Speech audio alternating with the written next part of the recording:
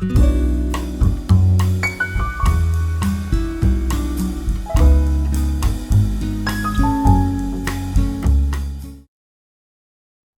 Rivetti, poeta, escritor, compositor, músico, oriundo de la ciudad de Salta, licenciado en psicopedagogía, profesor de nivel superior, fue coreuta, que ya no voy a explicar qué significa, del coro polifónico de la provincia de Salta, miembro de arte y cultura de la Fundación de Salta, fue director de la revista literaria Ad Literarum, columnista de la revista El Federal, corresponsal, columnista de la revista literaria Sinalefa, New York, también creador y conductor del programa de TV Palabra de Artista. Sus publicaciones, El laberinto de mis sueños, Reflejos del otoño, Diario de un poeta, Tierra que palpita y revistas y antologías poéticas y narrativas varias.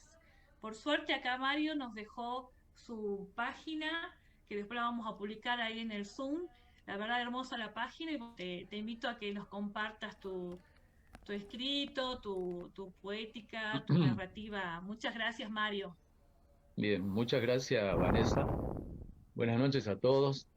Eh, lo tenía ensayado esto para decir buenas tardes, pero bueno, este tema de la tecnología y todo eso Ya fue.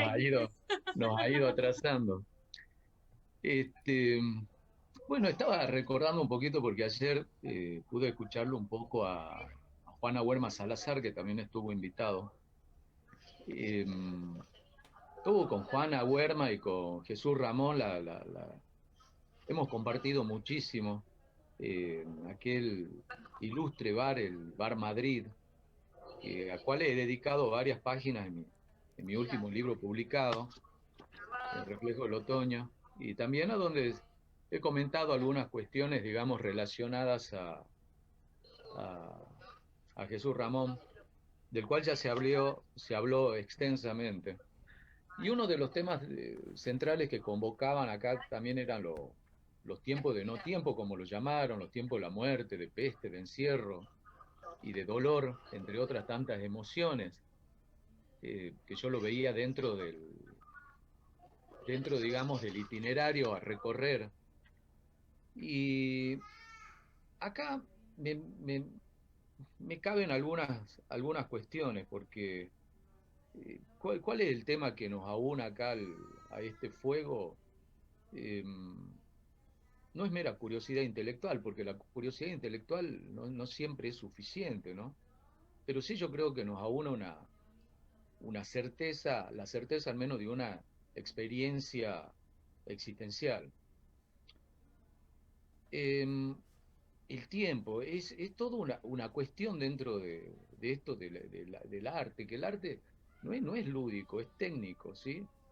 Esto, bueno, muchos de los alumnos que están lo están entendiendo durante su formación, porque si no, estamos hablando de una anarquía productiva.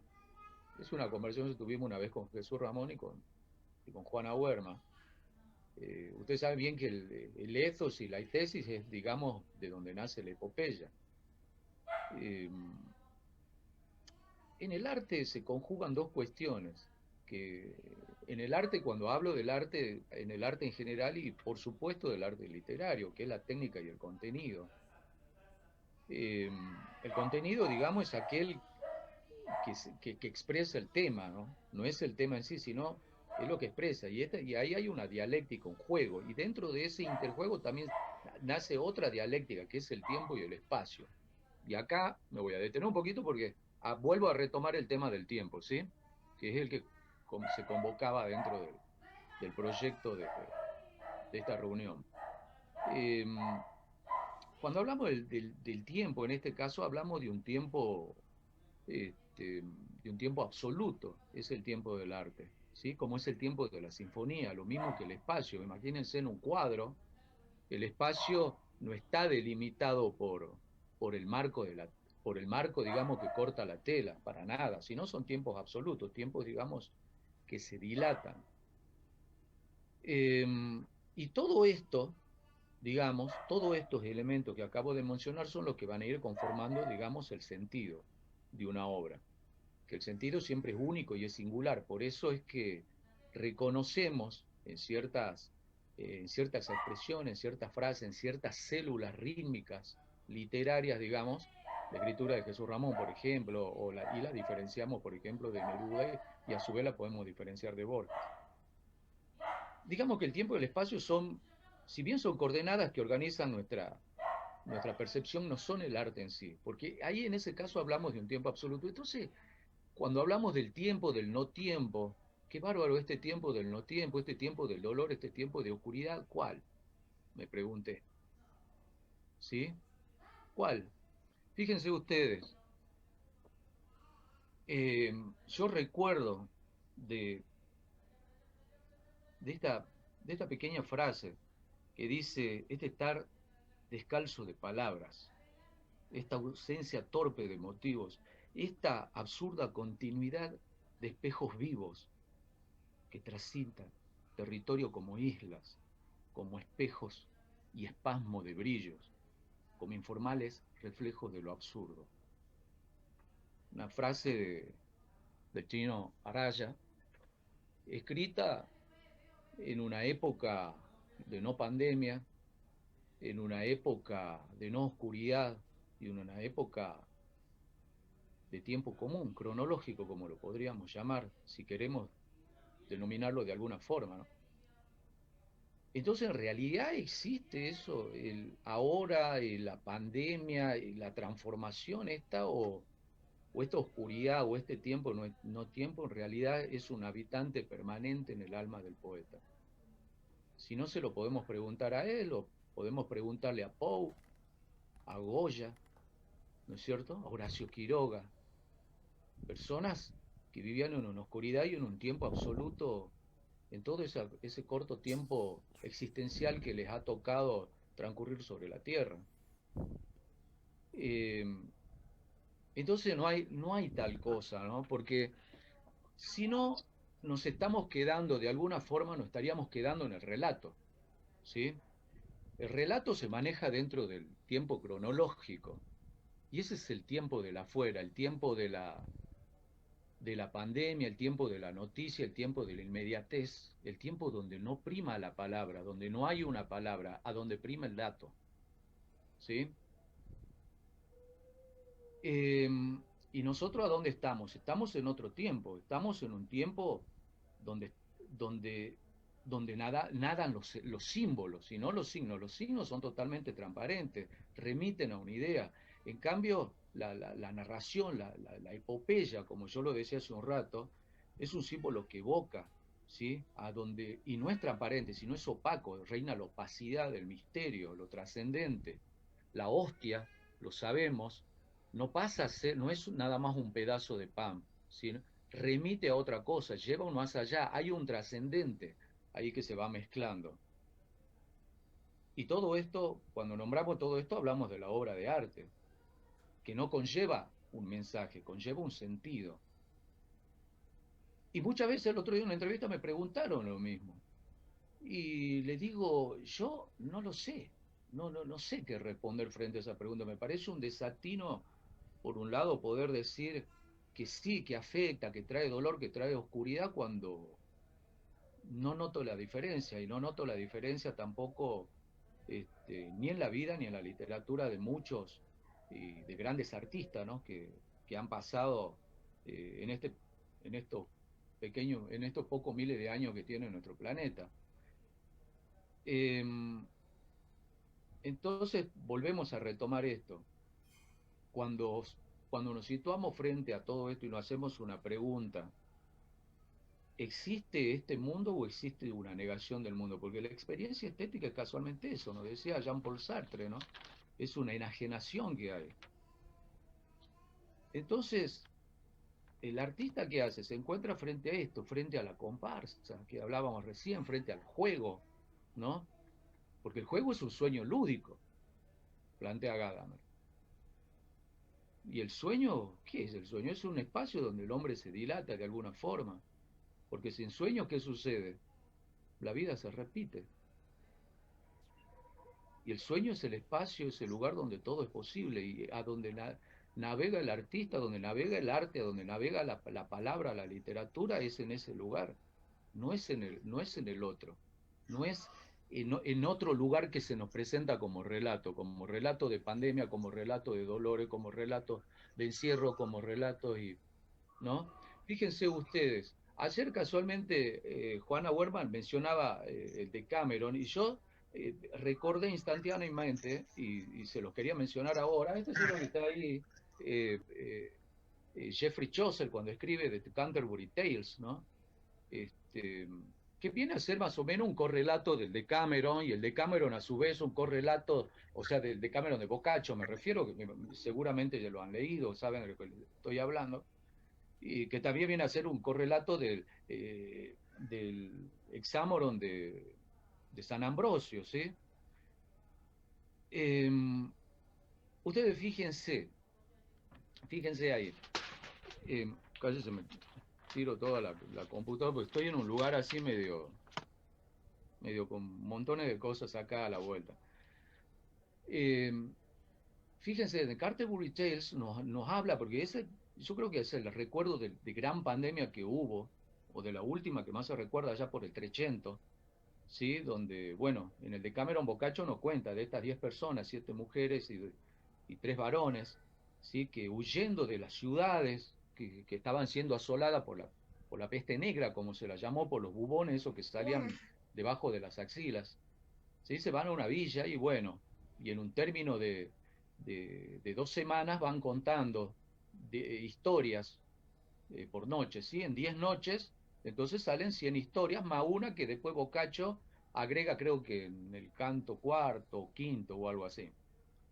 Eh, y acá vemos cómo, de alguna manera, en plena época de pandemia, en plena época de desolación y asolación, ¿sí? De las dos, el, el artista, digamos, encuentra un continuum, ¿sí? Dentro de este sentido abrumador, digamos, y dentro de esta vida que no es otra que la que habita dentro del espacio del arte, que es un espacio infinito, ¿sí? En un espacio, como yo le decía, de los sueños. El filósofo Mujica, que acá tengo el libro de Noche Abierta, que se los recomiendo mucho, dice, el hombre sueña porque dentro de él no cabe, comenta, ¿no? Entonces, el símbolo será sentido, jamás significado, y la narración será una búsqueda de verdad. Porque la palabra, ¿qué es lo que hace? La palabra nos va a revelar una verdad. No la va, no tiene pretensiones de verdad como el relato. Entonces, en realidad existe un tiempo en pandemia, en realidad existe un dolor, un tiempo de oscuridad o algo. Vuelvo a hacer la pregunta, es una pregunta retórica, ¿no? Eh, fíjense ustedes de que el relato, ¿qué es esto? Que es plantearnos una pregunta, es plantearnos la, al menos la pretensión de una certeza de posible verdad, ¿sí? Tiene como esencia el dato, ¿sí? Y el dato dice ser objetivo. Ahora podemos ser objetivos y claramente no. Si somos sujetos, no podemos ser objetivos. ¿Hay una palabra objetiva? Tampoco. La palabra es polisémica, ¿sí? Porque la palabra no se maneja a nivel del significado, que es una convención. La palabra se maneja a nivel de sentido, que es una creación. Y el creador, o sea, el escritor, es creador de sentidos, es creador de singularidades. Digamos que es un fundador de orígenes, ¿sí? Y eso es lo que encontramos en la narrativa de artistas como Jesús Ramón, como Arajo Anzuate, como eh, Jaime Dávalo, el Barbudo Castilla, ¿sí? Vemos que dentro de esa palabra que se maneja, la palabra tiene, digamos, se sustenta sobre una inestabilidad de relación, en una coalescencia, en una coexistencia de lo divergente y de lo disímil permanentemente, ¿sí? Por eso es que el arte literario no tiene pasado, ¿sí? Es presente siempre. Entonces reitero, ¿hablamos de otro presente ahora? ¿Hay un presente del que podemos hablar o es algo inasequible? ¿Sí? Ah, si nosotros decimos que la literatura, y por ahí busco las palabras, no quiero sonar crítico con la observación que hago con el planteo, ¿sí? Pero si decimos que la literatura va a depender de un canon histórico, entonces somos creyentes de la historia, digamos, ¿sí? El arte literario no es la verdad, pero sí es un depositario de ella, ¿sí? ¿Y qué tipo de verdad? Una verdad totalmente multidimensional, que de alguna manera busca un fundamento en la palabra, que la palabra, digamos, es una herramienta sustantiva para poder definir, digamos, lo representado como realidad, ¿no? Que tenemos los seres humanos y los escritores. El arte literario tiene que ver mucho, ¿sabes? Porque tiene que ver mucho, y una vez se lo dije a Jesús Ramón, y me dice, no sé, Tano, déjame lo que lo piense, déjame lo que lo piense, qué sé yo. Hay montones de cosas que yo no sé. Recuerdo que estábamos sentados con el gallo Mamaní. Por ahí le voy a ir metiendo algunas anécdotas, ¿sí? Que nos aúna también acá a la fogata. El gallo Mamaní, que si mal no recuerdo, él le prologó el último libro, que el gallo Mamaní falleció hace un tiempo atrás, ¿eh? El hermano de Lalo, que es un músico. Eh, y yo le digo, fíjate, yo le veo una correlación con los celos. Pero ¿por qué? ¿Qué sé yo? No sé, porque los celos son el amor mismo, ¿de verdad? Porque hay muchos que dicen, los celos no es el amor, el que... No, no, ¿cómo que no? Los celos son el amor mismo. El amor, ustedes fíjense, es algo que se explaya, ¿no? Que se extiende, es como el agua que cae sobre la roca, así va, va y va y va y no sabemos hasta dónde llega, hasta que en algún momento el agua se agota. Bueno, los celos lo van acompañando permanentemente. ¿Pero qué tiene que ver el celo con el arte literario? Y tiene que ver la incertidumbre, ¿qué es en lo que se fundamenta la narración, la narrativa, la composición artística? ¿Sí? Porque es una novela de misterio permanente. ¿Sí? Fíjense ustedes que los celos, aún corroborados por el amante engañado, aún corroborados, si el amor se sigue extendiendo, los celos también y lo van sosteniendo. Y de esa misma manera, la incertidumbre sostenida mantiene a la narración artística. ¿Qué pasa con la palabra allí adentro? Que la palabra olvida su significado y se convierte en sentido. ¿Sí? El acto de escribir es una profanación. ¿A cuál profanación? A esa religiosidad pretendida por el relato. Somos unos profanadores de tumbas, ¿sí? Recuerdo que, creo que es en Isaías, pero después la retoma León de Portilla, un historiador mexicano, y retoma un pasaje bíblico cuando dice que vino alguien y encuentra todos los huesos, ¿sí? Toma todos estos huesos, los sopla y les insufla vida. Y él decía, bueno, ese es el trabajo del escritor y del historiador, dice él. Venimos, tomamos los datos sueltos y le insuflamos vida, le insuflamos subjetividad, le damos historia, historia humana, porque no existe la historia objetiva, dice León de Portilla. Y por antonomasia yo lo llevo y hago, digamos, una transposición hacia el arte de la literatura. ¿Sí? Eso es lo que somos. O sea, tomamos eso, profanamos la tumba, tomamos el dato, tomamos el significado y lo convertimos en sentido.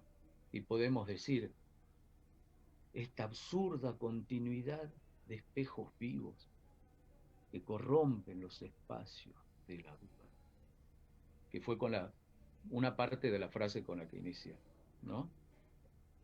Hay una interrogante permanente, hay una pregunta que se va atando a lo largo de toda esta epopeya y que admite múltiples respuestas.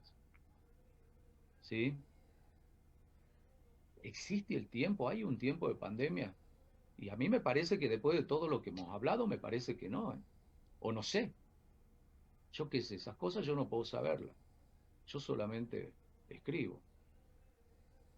Y entonces, bueno, no sé, Sergio Borja viene y dice un día, y escribe en México un ilustre escritor salteño que murió muy joven y que fue amigo también de Juana Huerma, de Jesús Ramón, la gente de Vaqueros, que yo sé que hay muchos alumnos de Vaquero acá, lo deben conocer al Indio Vera, al Goli, un gran poeta también, un gran poeta, que también muchas veces Jesús Ramón iba para ahí, para el Quincho, ahí un poquito antes de llegar a Lubierna, mano izquierda, y ahí voy, suelo ir a visitarlo los domingos, Juana Huerma también.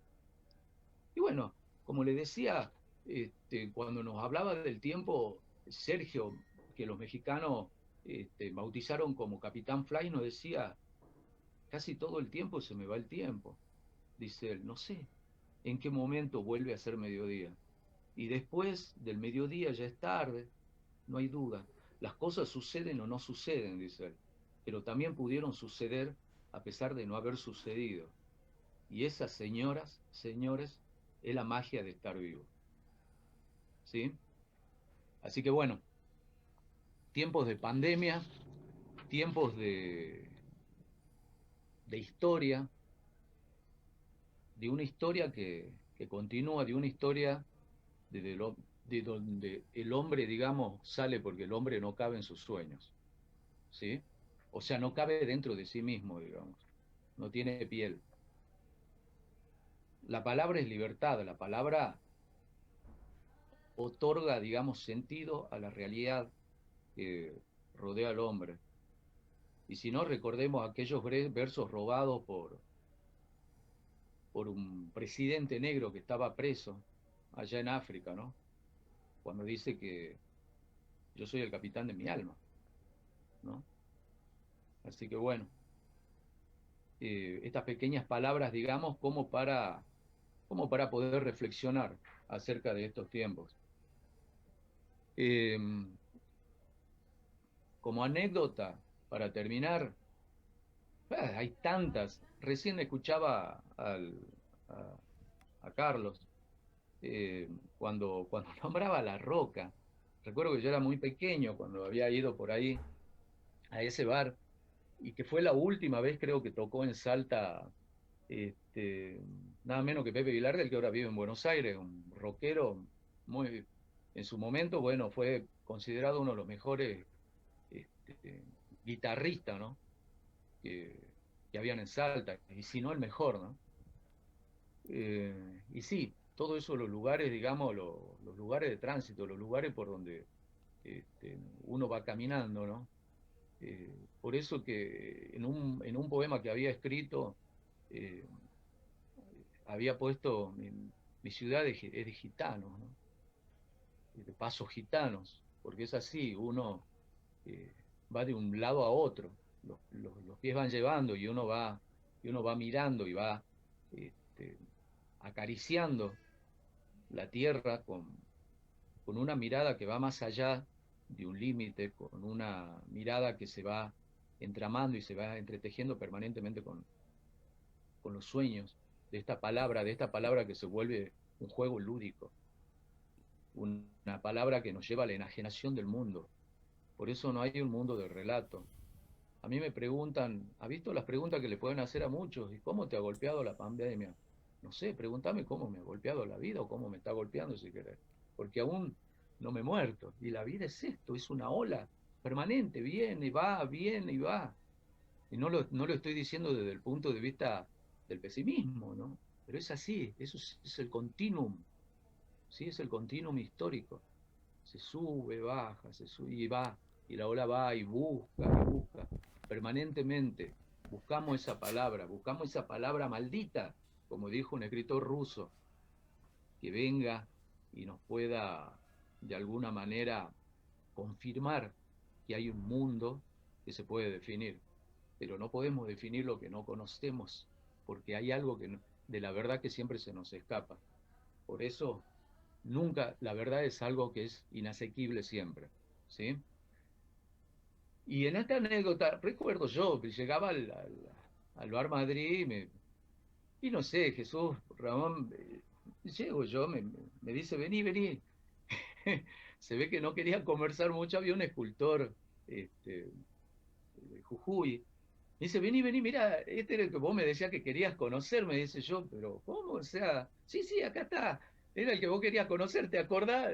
Bueno, no, no me acuerdo, pero voy a tratar de recordarme en este momento. Y bueno, tenía esas cosas. Y se había ido ahí detrás de alguien ahí a conversar en un lugar del bar.